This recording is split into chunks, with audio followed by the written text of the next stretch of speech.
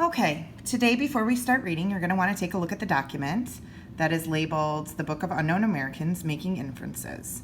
So what we're going to do is we're going to read a few pages of Mayor's chapter, and we're going to take a closer look at some of the actions and words of our characters.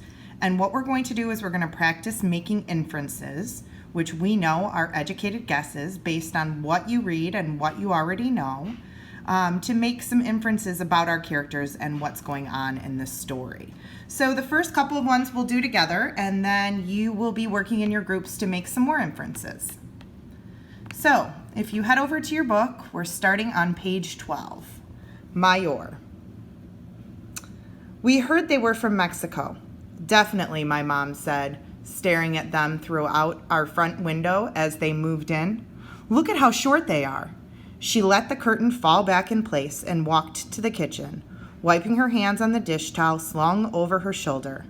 I looked, but all I saw was 3 people moving through the dark, carrying stuff from a pickup truck to Unit 2D. They cut across the headlights of the truck a few times, and I made out their faces, but only long enough to see a mom, a dad, and a girl about my age. So, my dad asked when I joined him and my mom at the dinner table. I couldn't really see anything, I said. Did they have a car? I shook my head. The truck just dropping them off, I think. My dad sawed off a piece of chicken and stuffed it in his mouth.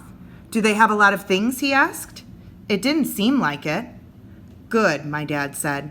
Maybe they are like us then. We heard from Quisqueya Solis that their last name was Rivera, and they're legal, she reported to my mom over coffee one afternoon. All of them have visas. How do you know, my mom asked.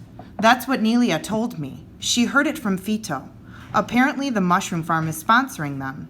Of course, my mom said. I was in the living room eavesdropping, even though I was supposed to be doing my geometry homework. Well, my mom went on, clearing her throat, it will be nice to have another family in the building. They'll be a good addition. Quisqueya took a quick look at me before turning back to my mom and hunching over her coffee mug. Except, she said. And my mom leaned forward. What?